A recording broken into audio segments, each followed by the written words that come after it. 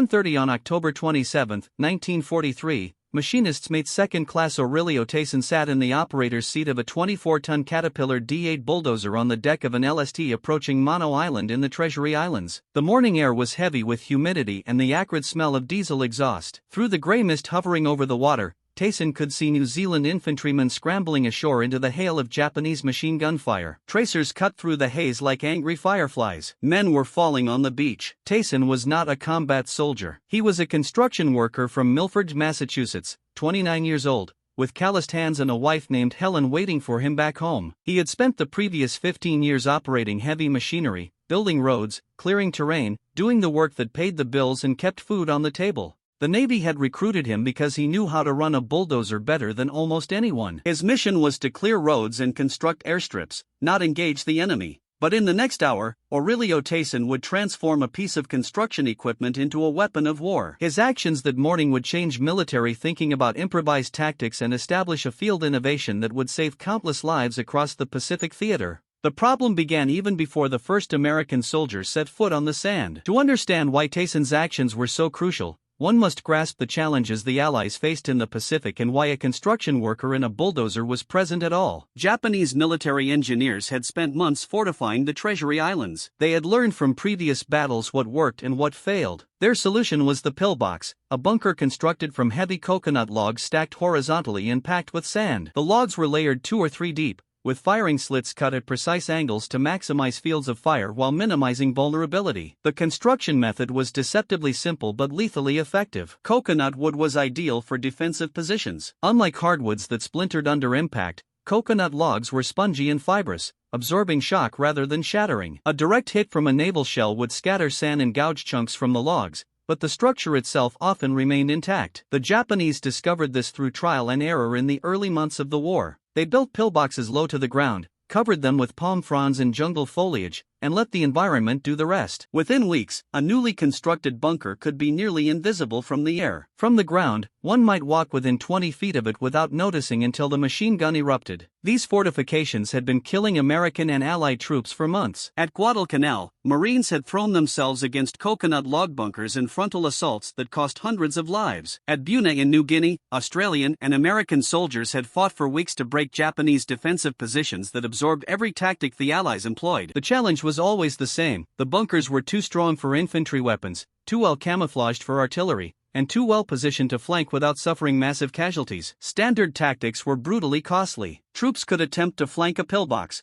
which meant moving across exposed terrain under crossfire from supporting positions. Artillery or naval bombardment required precise targeting, nearly impossible when the bunker was invisible, and even direct hits often failed to demolish the structure. Assaults with grenades and flamethrowers worked eventually, but at horrific cost in lives. A single well-placed pillbox could stall an entire battalion for hours. Marine officers called them murder holes, and the men who attacked them used words not suitable for print. On Mono Island that October morning, one particular pillbox was causing havoc that threatened the entire landing. It sat near the beach where LST-399 had lowered its bow ramp. The Japanese had positioned it with precision bordering on brilliance. Any troops or equipment disembarking had to pass directly through its field of fire. There was no cover, just open sand stretching toward the jungle. The pillbox was constructed from thick coconut logs with a machine gun placed to command the entire landing zone. It contained at least a dozen Japanese soldiers who had been waiting silently for hours. The New Zealand 8th Brigade had come ashore in the first wave, veteran troops from a nation fighting since 1939. They knew their craft,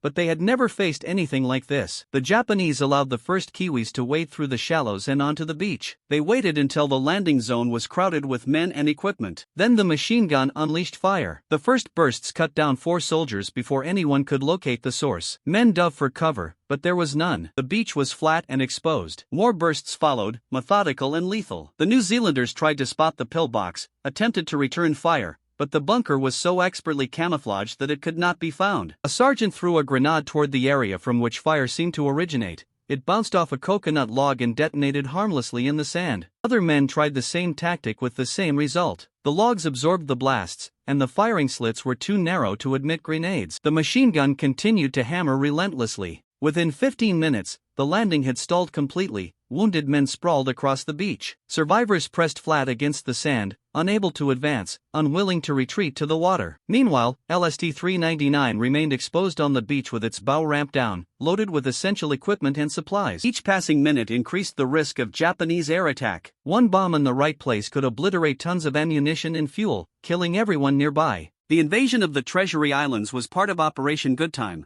a diversionary maneuver designed to draw Japanese attention from the main landing at Bougainville. Yet there was nothing artificial about the bullets tearing into the New Zealand infantry. Real men were dying on that beach, and no one had yet discovered a way to stop it. Lieutenant Charles E. Turnbull of the Civil Engineer Corps, commanding officer of Company A from the 87th Naval Construction Battalion, had come ashore with 8 Seabees about an hour after the first wave hit the beach. His men had been assigned to clear a road along the coastline so that equipment and supplies could move inland once the beachhead was secured. They had brought 2 Caterpillar D8 bulldozers, a jeep, and the tools of their trade. They were construction workers, not infantry. Their rifles were slung over their shoulders. Their primary weapons were supposed to be their machines. But Turnbull could see what was happening. He could hear the screams of wounded men and the relentless hammering of the Japanese machine gun. He could see the New Zealand officers frantically trying to organize some kind of response while their soldiers died on the sand. Something had to be done. And the infantry had already tried everything. They knew. Turnbull looked at his bulldozers. He looked at the pillbox. And he had an idea that violated every military manual ever written about the proper employment of construction equipment. The CBS existed because of a massacre that haunted American military planners. 11 months before Tyson climbed into his bulldozer at Mono Island, more than 1 civilian construction workers had been building a naval air station on Wake Island when the Japanese attacked. These men were employees of the Morrison-Knudsen Company, one of the largest construction firms in America. They had been recruited from job sites across the country with promises of adventure and wages that seemed impossibly high during the lingering economic struggles of the late Depression years. Most of them were young men in their 20s and 30s, skilled tradesmen looking to build something and see a part of the world they had only read about in newspapers. They arrived at Wake Island in the summer and fall of 1941. The work was hard, but the pay was good. They built runways and fuel storage facilities and barracks, racing against a deadline that everyone knew was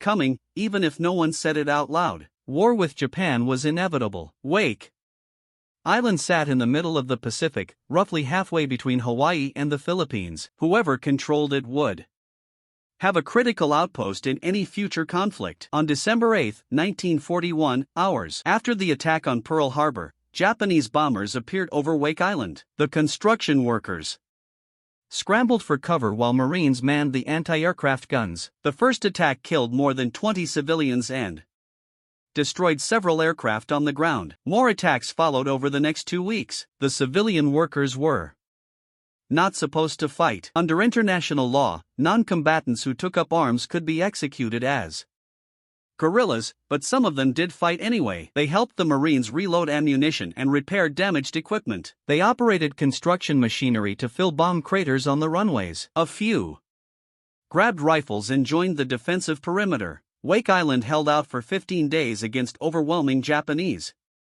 forces. The Marines and their civilian allies repelled the first landing attempt, sinking 2 Japanese destroyers in the process. But no relief came. On December 23, with ammunition nearly exhausted and reinforcements nowhere in sight, the garrison surrendered. The Japanese captured 1,603 Americans, including more than 00 civilian construction workers. What happened next would haunt the survivors for the rest of their lives. The prisoners were stripped and bound with wire in a way that threatened strangulation if they moved suddenly. They were forced to sit on the hot concrete they had poured themselves, without food or water for 2 days. Japanese soldiers installed machine guns nearby, and the prisoners waited to die. Eventually, they were fed scraps of spoiled food and loaded onto transport ships bound for prison camps in China and Japan. The civilian workers who had fought alongside the Marines were now prisoners of war, but their status remained legally ambiguous. They had been civilians engaged in lawful construction work. They had not been armed or trained for combat, but they had resisted, and under Japanese interpretation of the rules of war, that resistance could justify their execution. 98 workers were not shipped to the mainland. They were kept on Wake Island to continue construction work for their new Japanese masters. For nearly 2 years, they labored under brutal conditions, building fortifications that would be used against their own countrymen. On October 5, 1943, American carrier aircraft bombed Wake Island as part of ongoing operations to neutralize Japanese bases in the Pacific.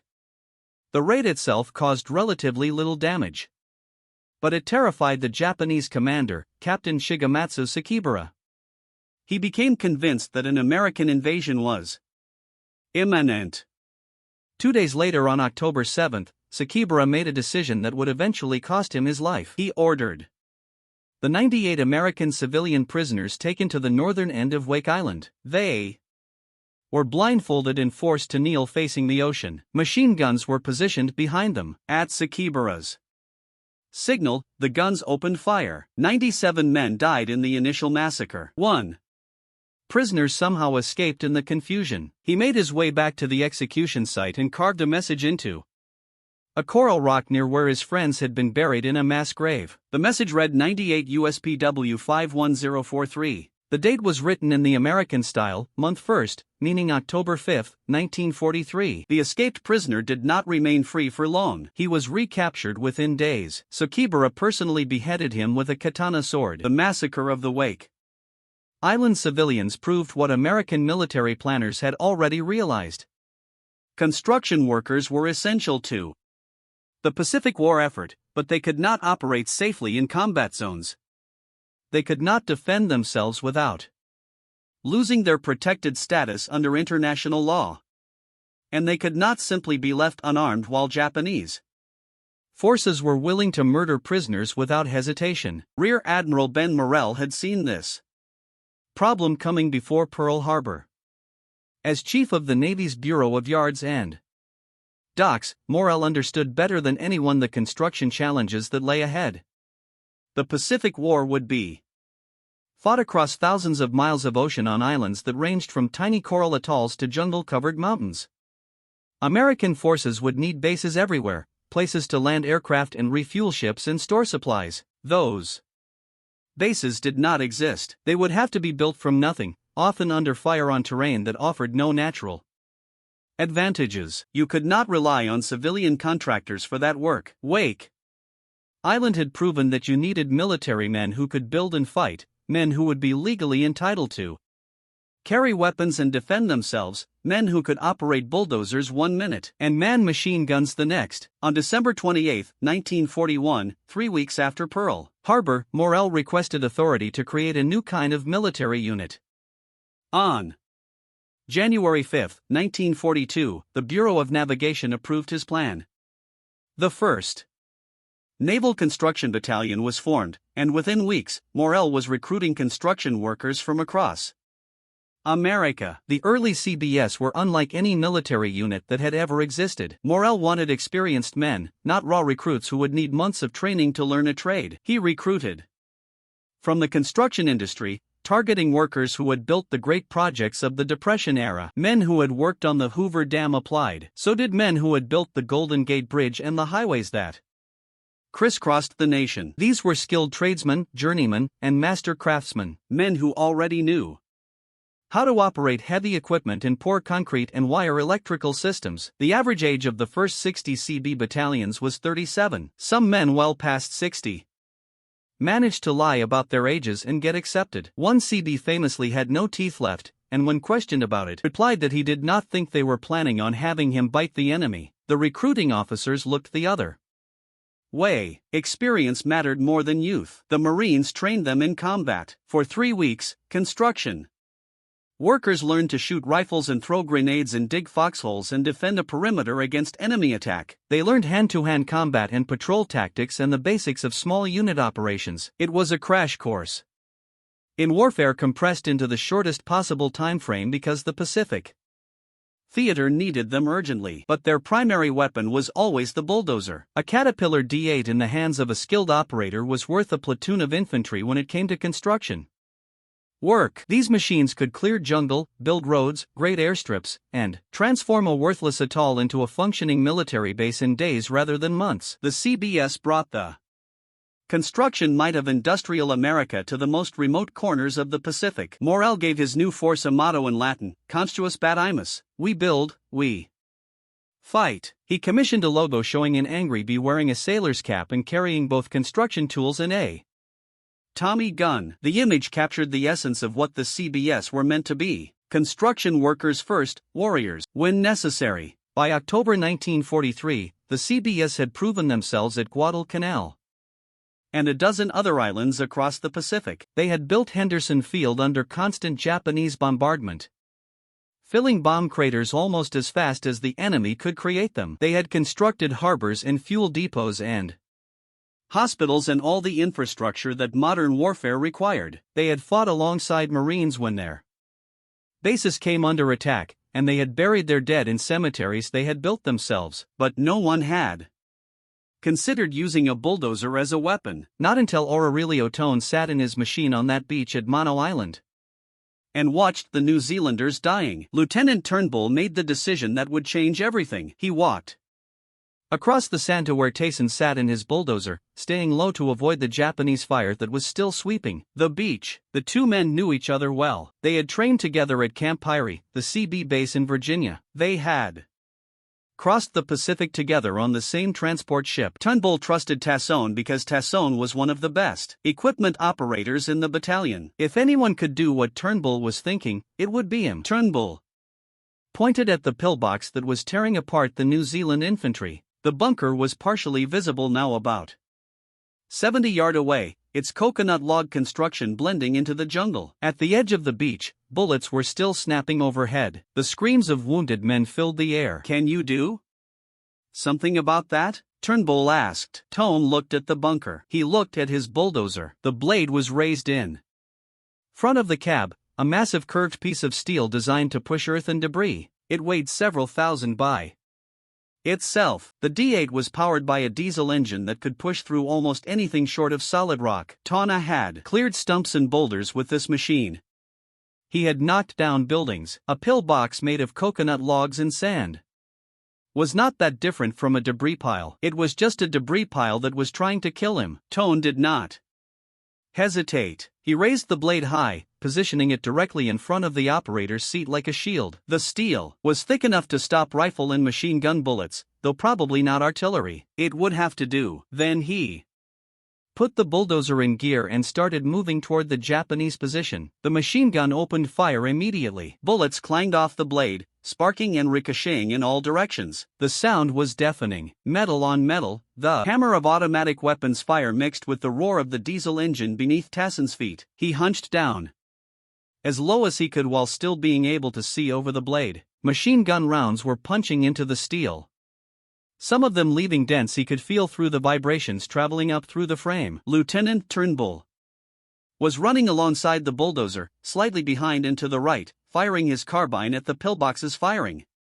slits. He could not hit anything from that distance while running, but that was not the point. The point was to make the Japanese gunners duck to disrupt their aim, to give Tasson a few extra seconds. The New Zealanders saw what was happening and added their own covering fire. Rifles cracked from positions all along the beach. Grenades were thrown toward the bunker, not to destroy it, but to create confusion. Smoke and dirt filled the air around the pillbox. Tone kept driving. The bulldozer moved at walking speed, maybe 3 miles per hour on soft sand. It felt like he was crawling toward that machine gun at an agonizing pace. Every second seemed to stretch into minutes. He could hear bullets whining past his head, some of them coming through gaps in the blades. Protection. One round punched through the thin metal of the cab roof above him and exited the other side without hitting anything vital. Tone had named his bulldozer Helen after his wife. He had painted her name on the side of the machine back at base camp,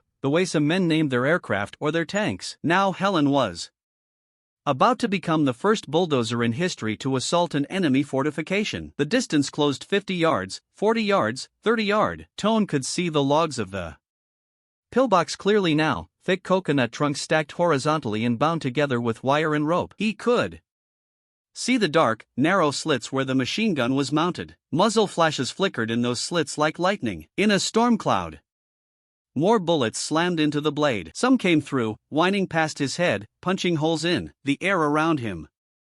20 yards. The machine gun fire intensified. The Japanese gunners realized what was happening. They could not depress their weapon low enough to hit the bulldozers' tracks or engine. Their only target was the blade and the man crouching behind it. They poured everything they had into that target. 10 yards. Tassin dropped the blade. 24 tons of steel and diesel power slammed into the front of the pillbox at full throttle. The blade struck the coconut logs at chest height and kept going. Wood splintered with sounds like rifle shots. Sand exploded in all directions, filling the air with grit that stung Tassin's eyes and filled his mouth. The entire structure collapsed inward like a house of cards.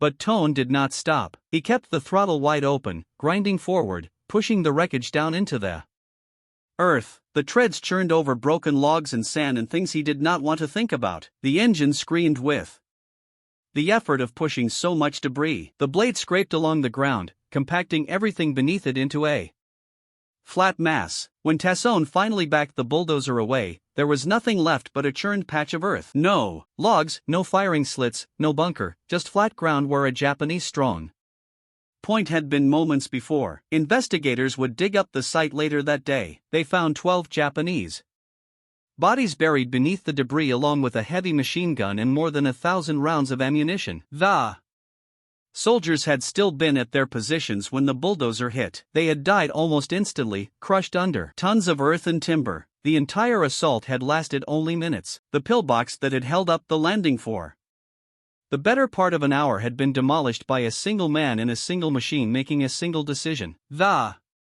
implications of what had just happened would take time to fully sink in, but the immediate effect was obvious. The beach was clear. The advance could continue. The New Zealanders stared in disbelief. They had been fighting that pillbox for the better part of an hour, losing good men with every attempt to silence it. Grenades had bounced off the coconut logs without effect. Rifle fire had accomplished nothing against the narrow firing slits. They had been considering whether to call for naval gunfire support, which would have taken hours to coordinate and might not have destroyed the bunker anyway, and a construction worker from Massachusetts had just demolished it with a bulldozer. Kiwi soldiers stood up from their positions along the beach and watched as Tone backed his machine away from the flattened wreckage. Some of them cheered, others just stared, their minds trying to process what they had witnessed. An officer ran over to look at the remains of the pillbox, now just a churned mass of broken timber and sand. He could see parts of the machine gun sticking up through the debris. He could see other things too, things he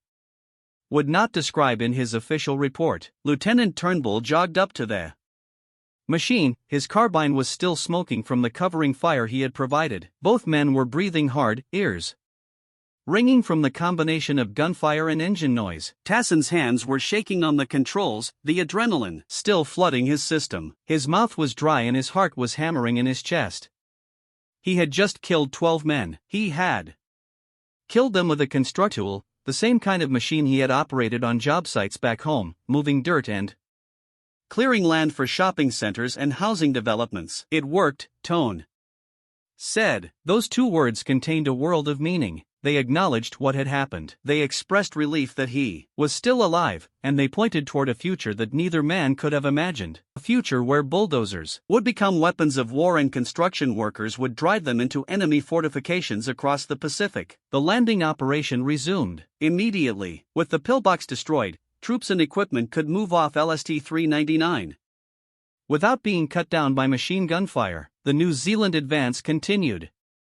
Inland, more CBS came ashore with more equipment. By nightfall, they had cleared enough of a road for vehicles to move along the beach. The next day, they began the work they had come to do, building airstrips and radar stations and all the infrastructure that Operation Good Time required. News of Tun's improvised assault spread through the military with remarkable speed. Within days, reports reached headquarters at Guadalcanal and then back to Pearl Harbor, describing how a Seabee had used a bulldozer to destroy a Japanese fortification that had resisted conventional attack. Officers who had spent months trying to crack coconut log bunkers suddenly saw a new possibility. The bulldozer was not just a construction tool, it was a weapon, one that could go places tanks could not reach and accomplish things that artillery could not achieve. The tactical advantages were obvious once someone took the time to think about them. A D8 bulldozer was nearly impossible to stop with small arms fire. The blade provided excellent protection for the operator when raised properly. The machine had low ground pressure,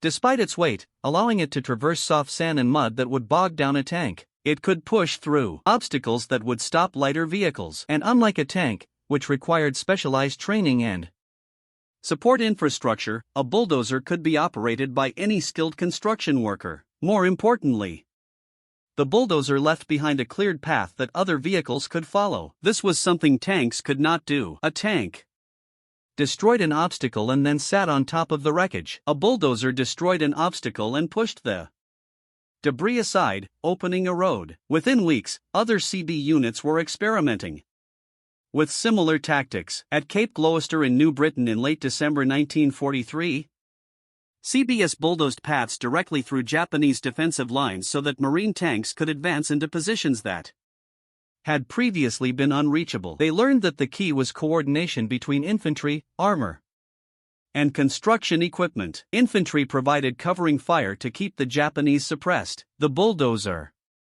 operator kept the blade raised as a shield until the moment of impact. When the machine reached the bunker, the blade dropped and the structure collapsed. Then tanks or infantry could move through the gap. The Japanese had no counter to this tactic. Their pillboxes had been designed to resist explosives and gunfire, not brute mechanical force. A 24-ton bulldozer pushing at full power generated more crushing force than any artillery shell. The coconut logs that had been so effective at absorbing blast damage simply crumbled under sustained mechanical pressure. The physics were inescapable. You could not build a field fortification strong enough to resist being physically pushed into the ground by a machine that weighed as much as 5 automobiles. By early 1944, bulldozer assaults on pillboxes had become a standard part of CB operations. The technique spread from unit to unit, passed along by word of mouth and demonstrated in training exercises. CBS who had been recruited to build roads and airstrips were now being asked to destroy enemy fortifications. Their construction equipment had become weapons of war. The Japanese noticed that something had changed. Intelligence reports from late 1943 and early 1944 mentioned American construction equipment being used in unexpected ways.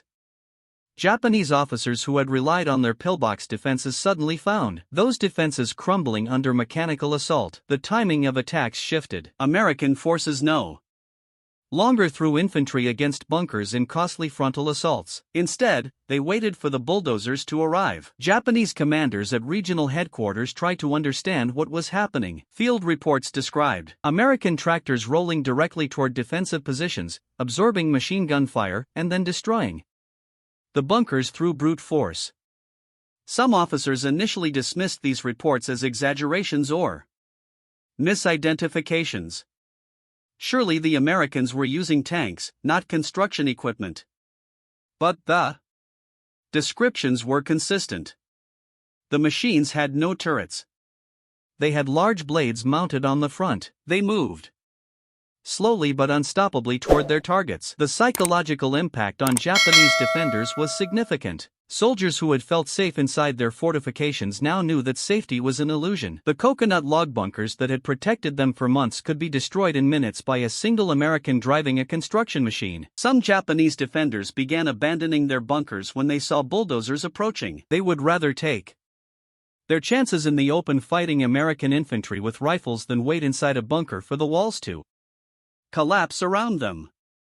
This played directly into American hands, since infantry in the open was much easier to deal with than infantry dug into fortified positions.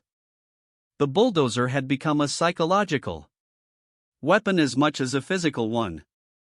Japanese veterans who survived the war would later describe the terror of hearing a bulldozer engine approaching their position. The sound was distinctive, a deep diesel rumble quite different from a tank's engine note. When you heard that sound and knew what it meant, you had to make a choice: stay in your bunker and possibly be buried alive, or leave your bunker and face American rifles and grenades in the open. Neither option was good. The Americans had found a way to make every option bad. The Japanese military had no equivalent to the CBS. Their construction work was performed by army engineering units or by conscripted labor forces. They did not have the same depth of skilled tradesmen that America's industrial economy had produced. More importantly, they did not have thousands of heavy bulldozers sitting in warehouses waiting to be shipped overseas. Japan's industrial capacity was strained to the breaking point, just producing weapons and ammunition. Civilian construction equipment was a luxury they could not afford. Some Japanese units tried to adapt. They built their bunkers deeper underground, hoping the bulldozer blades could not reach them. They excavated into hillsides and covered the entrances with camouflage. But underground bunkers had their own problems. They were harder to ventilate. They flooded easily in the tropical climate. And once the Americans knew where they were, a bulldozer could simply seal the entrance and entomb the defenders inside. Other units positioned anti-tank weapons to target construction equipment, but this required exposing the gun crew to American rifle fire, and the D8 bulldozer was a harder target to hit than a tank. It sat lower to the ground and had no obvious weak points. The blade protected the engine and the operator from frontal fire. Even if you hit the machine, you might not stop it. A D8 could absorb tremendous damage and keep moving. Some Japanese engineers experimented with reinforced concrete bunkers instead of coconut logs. Concrete was stronger than wood and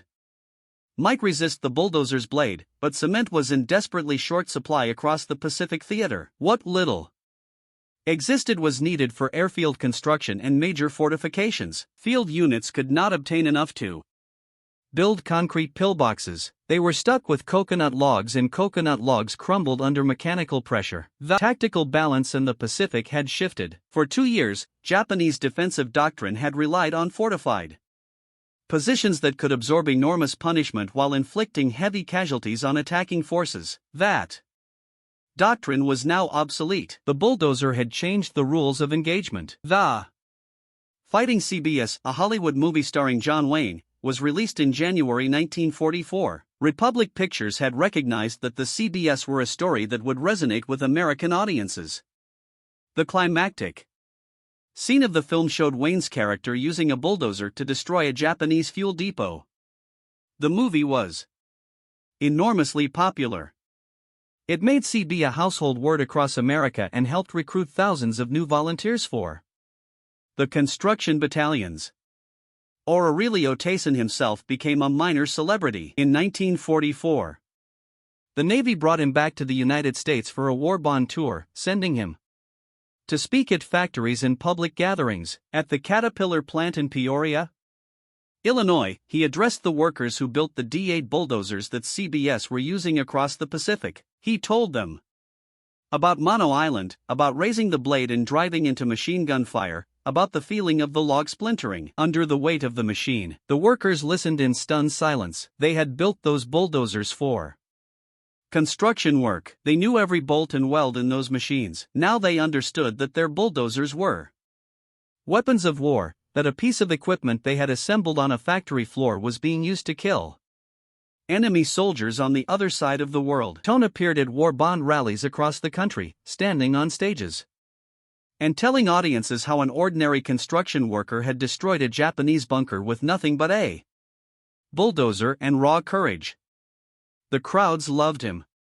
Here was proof that working-class Americans, men with calloused hands and practical skills, could defeat the enemy through ingenuity and determination. You did not need to be a soldier to win the war. You just needed to do your job and see opportunities that others missed. But the real impact of Ton's innovation was measured in lives saved. not in newspaper headlines. The statistics from the Pacific Theater told the story clearly. Before the bulldozer tactic became widespread, American forces typically suffered heavy casualties when attacking fortified Japanese positions. The assault on Tarawa in November 1943 had cost more than 1,000 Marine dead, many of them killed, attacking coconut log bunkers that seemed impervious to everything the Americans threw at them. After bulldozer assaults became standard, casualty rates in similar operations dropped significantly.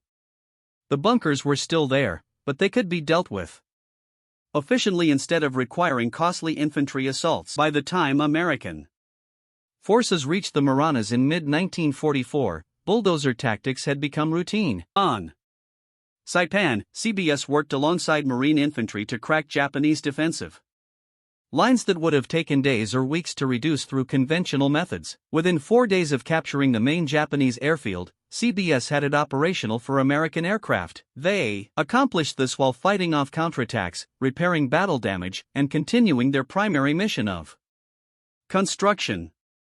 The speed of CB construction work repeatedly shocked both American commanders and Japanese intelligence officers who could not believe how quickly the Americans could establish functioning bases. On Tinian, CBS helped clear the way for the construction of airfields that would change the course of history. They built Northfield, the largest operational airfield in the world at the time, with 4 runways, each more than a mile long. The island's runways would eventually launch the B-29 bombers that carried atomic weapons to Hiroshima and Nagasaki. Those runways were built by CBS, many of whom used their bulldozers as weapons before they used them as construction equipment. The Enola Gay and Boxcar, the aircraft that dropped the atomic bombs, both took off from runways that CBS had constructed. Uoma was the bloodiest chapter in CB history. The island was a volcanic nightmare. 8 square miles of black sand and sulfur vents defended by more than 20,000 Japanese soldiers dug into caves and tunnels. CBS from the 31st and 133rd Construction Battalions landed with the second wave on February 19, 1945, just 60 minutes behind the Marine assault troops. They came ashore into a killing ground. Japanese mortars and artillery had been pre-registered on every inch of the beach. The black volcanic sand was so soft that vehicles bogged down almost immediately. CBS jumped off their landing craft and sank to their knees in ash. They dragged steel matting across the beach to create paths that vehicles could use. They unloaded supplies under fire. They bulldozed debris and filled craters while bullets and shell fragments filled the air around them. The 133rd Battalion suffered the highest casualty rate in CB history at Uoma. Hundreds of their men were killed or wounded in the 36 days of fighting, but they kept building. Within days of the initial landing, they had the first airstrip operational. Damaged B-29s that could not make it back to their bases in the Maranas began landing on Uoma instead. Each emergency landing represented 10 or 11 crew members who might otherwise have died at sea. The CBS at Iojima worked around the clock, often under fire. They graded runways while mortar shells exploded nearby. They filled bomb craters that appeared in completed taxiways. They built revetments to protect aircraft from enemy fire and constructed fuel storage facilities that kept American planes flying. The work was relentless and dangerous. But they never stopped. Every hour they worked brought more damaged aircraft to safety. By the end of the war, more than 2,400 B-29s had made emergency landings on Uoma. The airstrips that enabled those landings were built by CBS, often under fire, using the same bulldozers and construction techniques that Aurelio Tayson had pioneered at Mono Island. Admiral William Halsey visited Iwima after the battle and saw what the CBS had accomplished. 3 airstrips, carved from volcanic rock and black sand, supply depots and fuel storage facilities, and all the infrastructure needed to support air operations over Japan. If necessary, Hawley told reporters they will build another island and put 4 or 5 airfields there. That was not entirely a joke. The CBS had proven they could do almost anything. Aurelio Tone and Charles Turnbull both received the Silver Star for their actions on October 27, 1943. Tone was also promoted to machinist's mate first class. The citation praised his conspicuous gallantry and intrepidity in action against the enemy. It mentioned the 12 Japanese soldiers killed and the pillbox destroyed. It did not mention that Tone had essentially invented a new form of warfare without orders, training, or precedent. The broader Seabee contribution to victory in the Pacific is staggering in its scope. By the end of the war, 325,000 men had served in the naval construction battalions. They built 111 major air strips across the Pacific theater. They constructed 4,541 piers and docks.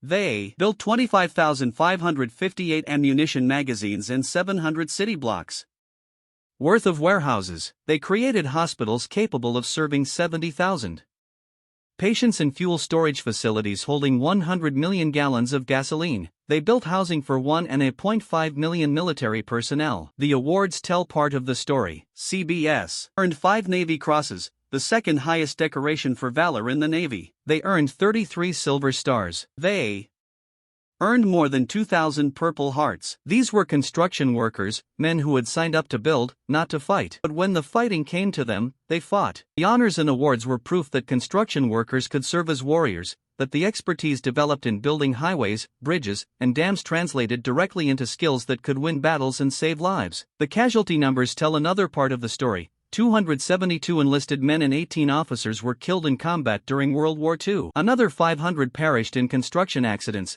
because building airstrips and harbor facilities in remote locations under wartime conditions was inherently dangerous, even without enemy fire. Construction has always been a risky profession, and the Seabees just carried it out in far more hazardous circumstances than most. The 87th Naval Construction Battalion continued its operations through the war's end. After the Treasury Islands, they took part in further operations across the Solomon Islands chain. On nearby Sterling Island, they built an airstrip that became operational within weeks of the initial landing. They constructed 21 miles of roads through dense jungle terrain, established a radar station for early warning against Japanese air attacks, and built a PT boat base that extended American naval reach deeper into enemy waters. They built airfields and port facilities on islands whose names are largely forgotten today. They lost more men to combat and accidents. They earned more medals, and they never forgot what Aurelio Tayson had accomplished on that beach at Mono Island. The battalion later served on Okinawa during the war's final months, continuing their construction work even as kamikaze attacks threatened American positions. Throughout their service, the 87th NCB embodied the Seabee motto: they built, they fought, and when the job was finished,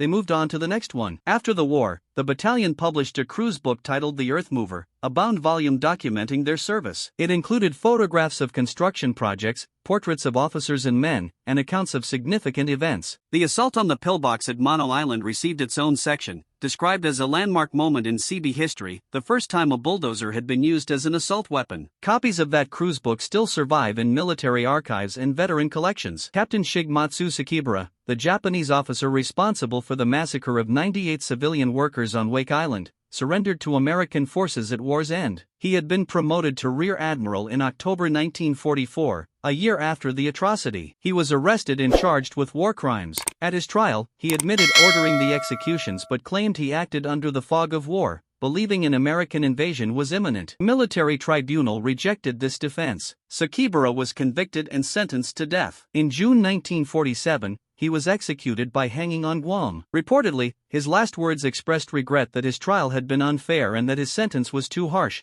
though he said he accepted it with composure. History does not record what the families of the 98 murdered workers thought of his words. Ben Morrill, the admiral who founded the Seabees, retired from the Navy in 1946 as a 4-star admiral, the first Staff Corps officer in Navy history to achieve that rank, a distinction recognizing both his wartime accomplishments and his political battles to give the Civil Engineer Corps authority over their own units. After leaving the service, he became chairman and president of Jones and Laughlin Steel Company, one of the nation's largest steel manufacturers, and continued to champion the legacy of the force he had created. Morrill remained proud of the Seabees until his death in 1978 at age 85 and was buried at Arlington National Cemetery with full military honors. He had built something unprecedented, a military construction force capable of building anything, anywhere, under any conditions. As he often said, the Seabees proved that construction workers could be warriors, and that the tools of construction could also become instruments of victory. His legacy lived on in every Seabee who followed, in every airstrip built under fire, in every bulldozer turned into a weapon when circumstances demanded it. The D8 bulldozer Tyson used to destroy the pillbox at Mono Island was not preserved as a memorial.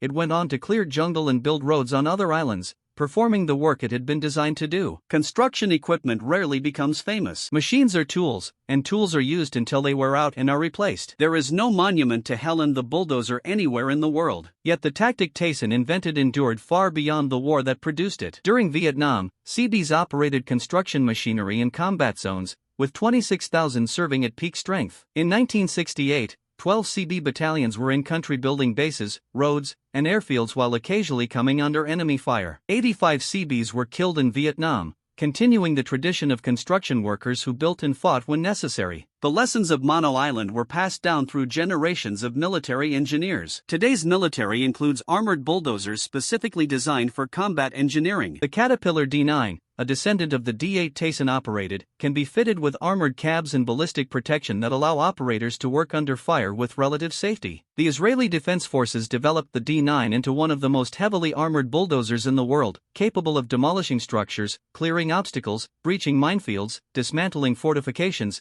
and carving pathways through urban rubble. They are standard equipment in military engineering units worldwide. Every one of these machines traces its lineage back to that morning on Mono Island when Aurelio Tyson raised his blade and drove into enemy fire. None of it would have happened in the same way if a construction worker from Milford, Massachusetts, had not faced an impossible problem and seen an unconventional solution. Tyson did not ask for permission. He did not consult a manual or wait for orders. He saw men dying and recognized that he had a machine that could stop the killing. So he drove his bulldozer into a Japanese pillbox and forever altered the conduct of warfare. After the war, Aurelio Tyson returned to Massachusetts. He did not write memoirs or seek speaking engagements. He lived quietly and rarely discussed Mono Island unless specifically asked. Yet other veterans remembered. Those who had been on that beach on October 27, 1943, never forgot witnessing a construction worker raise a bulldozer blade like a shield, bullets sparking off steel, a fortification that had killed their friends collapsing under the weight of a civilian machine transformed into a weapon. That is the Seabee way: build, fight, and when the job is done, move on to the next without waiting for medals or recognition. The work matters. The lives saved matter. Everything else is just noise. If you found this story compelling, please like this video. It helps share more forgotten stories from World War II. Subscribe to remain connected with these untold histories. Each one matters. Each one deserves to be remembered. Leave a comment below telling us where you are watching from. Our community spans veterans to history enthusiasts, from those who remember the war firsthand to those encountering it for the first time. You are part of something special. Thank you for watching, and thank you for preserving these stories.